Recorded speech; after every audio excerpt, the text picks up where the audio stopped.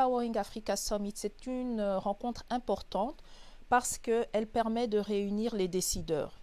Il y avait les ministres de plusieurs pays africains de l'électricité, il y a les régulateurs, donc comme moi-même de plusieurs pays africains.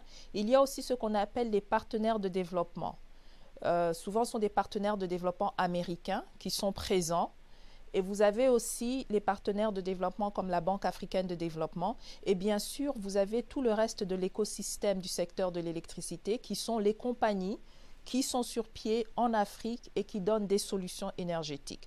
Donc, on s'est tous retrouvés pendant le Powering Africa Summit et on échange des contacts et on fait tout pour pouvoir inviter les investisseurs à venir en RDC. Donc ça, c'était mon rôle, faire venir plus d'investisseurs en RDC dans le secteur de l'électricité afin qu'on puisse augmenter la quantité d'électricité en RDC. Parce que vous allez inviter des investisseurs en République démocratique du Congo, pouvez-vous nous parler un peu du rôle et de l'impact même de l'organisation que vous dirigez et qui s'appelle l'Autorité de régulation de l'électricité en RDC? Je dirige l'Autorité de régulation du secteur de l'électricité depuis le 17 juillet 2020. J'ai été nommée par son Excellence le Président Félix Tshisekedi et dans mon rôle,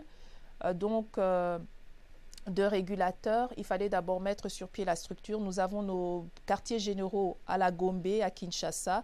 Nous avons ouvert un bureau à Goma pour le pôle Est. Nous avons aussi ouvert un bureau à Mbuji-Mayi qui sert le pôle Centre. Et là, dans quelques semaines, nous allons ouvrir un bureau à Kolwezi pour servir le pôle Sud.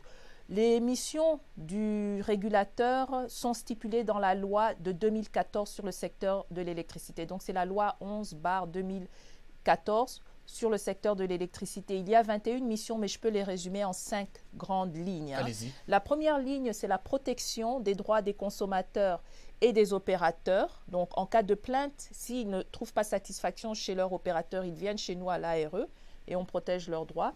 La deuxième ligne, c'est au niveau de la tarification de l'électricité en RDC.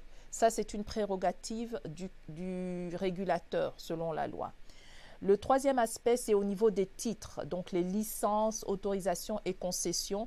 Toute compagnie qui veut opérer dans le secteur de l'électricité en RDC doit venir chez nous à l'ARE pour obtenir le titre approprié. Le quatrième point, c'est au niveau des normes et standards. Donc, on doit s'assurer que les nouveaux projets qui viennent à bord sont conformes aux normes et standards en vigueur.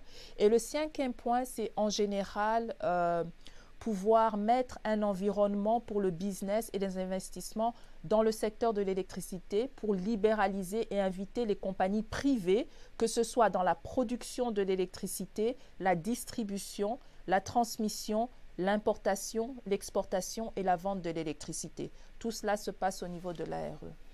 Merci beaucoup en tout cas d'être passé sur ce plateau de La Voix de l'Amérique. C'est moi qui vous remercie.